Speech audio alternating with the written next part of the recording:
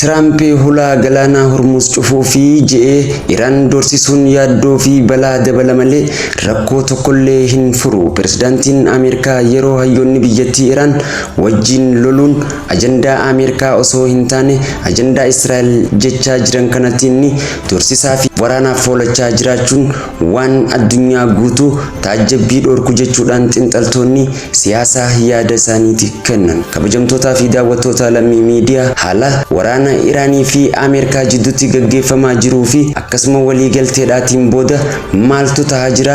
Haalli Doonaald Tiraamp pirezidaantiin Ameerikaa agarsiisaa jiru irratti maaltu deemaa jiraa fi maaltu itti aanaa kan jiru irratti xiinxala keenya qopheeffanneeti jira. Amma dhuma qophii keenyatti nu faana tura. Lammii miidiyaa subscribe, like, share godhaa isiniin jenna.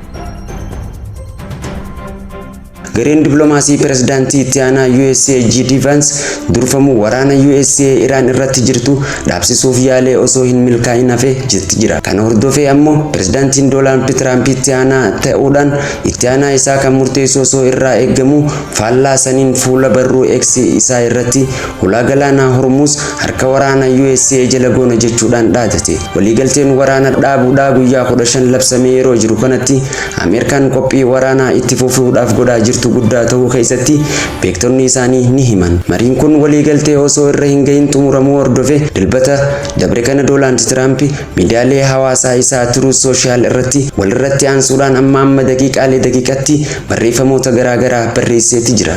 Barreeffamoonni Tiraamp barreesse kun ammoo addunyaadhaa fi baha jiddu galaa akkasumas diinagdee addunyaa muddamsuu keessa galcheeti ture. US humna galaanaa karaa hulaa galaanaa Hormuz irratti cufuuf Tiraamp akka turee fi qaamni kafaltii seeraan alaa kafalee galaanarra dabruu barbaadu kamiyyuu nagayaan hin dabru jechuudhaan barruu isaa barreesse. Hormuz to'annaa waraana USA jalatti deebifne geejjiba daldala galaanaa addunyaa kafaltii Iraan jalaa walaboomsine jechuudhaan ibidda lolaa kan facaase jaarsi warra Meeksikoo kun mootii Ameerikaa kan yeroo lamaaf ta'e kana ture. Itti dabaluudhaan dooniiwwan michoota Ameerikaa ta'an nagayaan akka hulaa Hormuz keessa dabran taasisuuf USA ammoo tuqandootuu galaana jalaa kan Iraan awwaalte sakatta'insa jalqabneeti turre. Waraanni USA cuftee fe'uudhaan Iraan irratti yeroo sirrii ta'etti haleellaa akka gaggeessuuf haala mijataan isaa qophaa'ee akka jirus barruulee isaa keessatti ibseeti jira. Mariin Islaamabaaditti sa'aatii 20f gaggeeffame irratti fooyya'insi kan argame yoo ta'u, Iraan fedhii USA Iraan akka gabbisa niwukilaraa ishee akka dhaabduu fi hulaan galaanaa Hormuz irraa harka akka kaafatu fedhan. Kun ammoo Iraan biratti fudhatama hin qabu. Fedhiin Ameerikaa fi Israa'el ammoo niwukilaraa akka hiikkattuu fi akkasuma galoon galaana Pershiyaa irraa akka haadeesii kaattu yoo dateessammoo akkasumas dantaa galoo galaana Pershiyaa irraa argamuu fi faayidaalee argamu isaanii wajjin akka qooddattu fedhii Ameerikaatii fi Israa'el turte jaan. Erga Tiraamp maxxansa isaa akka torbaan dabree fi of tuulummaa qaroomina Iraan ni barbadeessina juu kan of keessaa hin qabne ta'ullee barruuleen isaa marsaa kana addatti rakkoowwanii fi yaaddoo balaa haaraa Ameerikaatti dhaluu isaatti jedhan xiinxaltoonni siyaasaa. Hojiin fanjii yookaan tuqandootuu galaana jalaa Ameerikaadhaaf yaaddoo irraa ta'uu guddoo haleelamuudhaaf kan saaxilamu yookaan ammoo waraanni USA yaaddoo guddaa keessa akka jiru ni ifoomsa. Akkamitti akka eenyu Iraaniif kafaltaa hulaa Hormuz fayyadamu murteessita. Biyyoonni akka Chaayinaa boba'aa Iraan irratti argatanitti hundaa'uudhaan akkamiin deebii kennu kan juus qabiyyee xiinxala keenya har'aati. Akka namoonni tokko jaanitti Ameerikaan hulaa galaana Hormuz cufuuf yaaddoodhaa fi aggaammiin kun doonii Gaazaa kan Chaayinaatti aggaamuudhaa kan jaanis ni jiru. Duuba dhugumaan Ameerikaan Hormuz irraa Iraan kaaftee to'annoo ifii jala oolchuuf tabaroo qabdii waan jiruus tilmaama yaaddoo kanaa keessa kan jiru ta'uudha.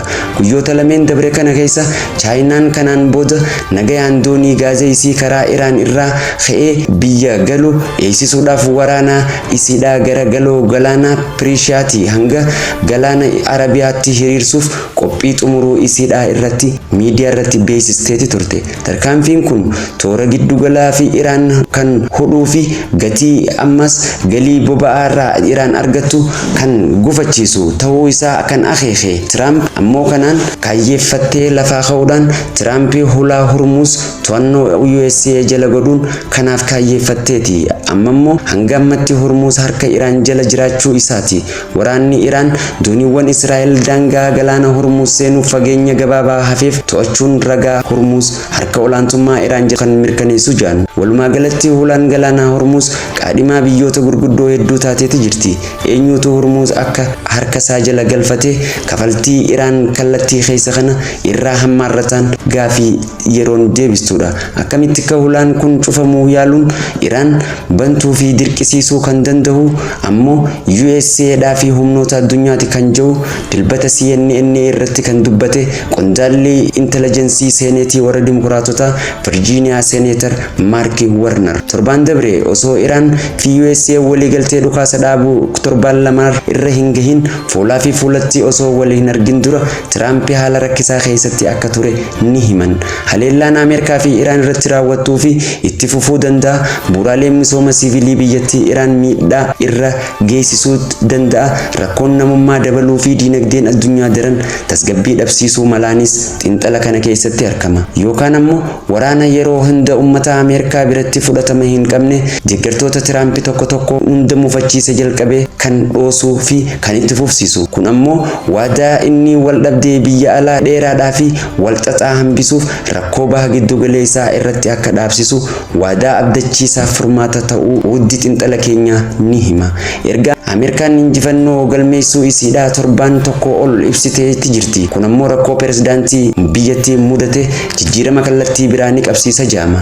Trump wixata ganama Fox News waliin kan dubbate yoo ta'u Iraan dhumarratti Ameerikaadhaa fi waan ishii barbaaddu hunda akka kennituuf dubbateeti ture. Itti dabaluun ji'oota dhufan kana keessatti gatiin boba'aa akkuma jirutti itti fufa yookaan ammoo ol ka'ee gatiin isaa dabalamuus danda'a. Haa ta'u malee diinagdeen Ameerikaa immoo tasallee kan gad deebi'uu hin dandeenye je'eeti kaase. Kun garuu akka xiinxaltoonni jaanitti Tiraampiif sossobuudha jechuudhaan yaada isaa kana kufaa godhaniiti jiran. Akkasumas filannoo walakkeessa sadaasaa waan dhiyaateef paartiin Riippaabilikaanotaa pirezidaanticha yoo dogoggore filannoo irratti gatii guddaa isa kafalchiisuu malaanis xiinxala kana keessatti kan argamudha. Torban dabre osoo Iraanii fi USA'n dhukaasa dhaabuu torban lama irra hin gahin dura fuulaa fi fuulatti osoo wal hin argin sanbata halkan wayita pirezidaantiin Tiyaanaan pirezidaantii Ameerikaa Paakistaan deemee marii kan irratti argamutti Tiraamp gara dhaabbata Maayaamii deemuudhaan dorgommii wal'aansoo UFC daawwateetu ture. Akka namoonni dorgommii kana gabaasan jaanitti taateen achi ture ijaa fi gurra kan hin qabne ture. Pirezidaantiin Yuunaayitid Isteets ammoo dorgommii geengoo wal'aansoo keessatti hanga dhiigni wal dhangalaasutti taa'eeti daawwataa ture jaan. Yeroo san namoota bebbeekamoo waliin taphachaa yeroo tokko ammoo ministeera dhimma alaa isaa Maark Ruubiyoo fi gorsitoota biroo waliin osoo hirmaattonni kumaatamaan isa arkaa jiranii marii bal'aa waliin bakkuma sanitti gaggeessaa akka turan ni himama. Warri wal lolaa jiran kan humna qaban waliif bahanii akkasaan booda immoo seerri daangaa yeroo qabuuf yeroo ta'e keessatti dhumarratti eenyu akka mo'atee fi sa'aatii eeggamatti kan daanyotarraa ibsamu ni ture. Waraana Iraanii fi Iraan gaggeessitu keessatti jiranii fi akkasumas yeroo garaagaraa waraana kana keessatti ammoo osoo Iraanii fi Ameerikaan waliigaltee Paakistaanitti godhaa jiranii ammoo inni daawwiidhaaf iddoo Maayaamii jedhamtu kan wal'aansoodhaa daawwachuutu ture jaan. Haa ta'utii malee yeroo kanatti ji'oota lameen itti aananii fi waliigaltee dhukaasa dhaabuudhaa kan torban lamaa labsamee ibsamee cabuuf foolatu. Tiraamp waliigalteen walitti bu'iinsaa kun itti fufsiisuudhaan booda jiraachuu mala itti seenanii kan dandeettiidhaan Ameerikaadhaa agarsiifne san booda immoo olaantummaa Ameerikaa Iraanitti eegaa agarsiifne. USA'n akka fedhii waraana dhaabuudhaa agarsiiftu ni hubachiifna jechuudhaan dubbachuudhaa fi akkasumas yeroo kanatti wal'aansoo inni daawwachuudhaan boodarra gorsaa isaatii wajjin bakkuma sanitti mari'achaa jiraachuun isaa marsaa itti aanuuf waan qophaa'ee jiruu fi akkasuma yoo waliigalteen sun gufates marsaa itti aanu tooftaaleen inni Iraan ittiin dhaqee haala addunyaatii fi warraaqsa siyaasaa addunyaatii fi diinagdee addunyaa itti tasgabbeessuuf yaadu waan wahii kan qabatee dhufuudhaaf jiru kan akeeku jechuudhaan xiinxalli keenya arraan tana kan goolabeetii jira.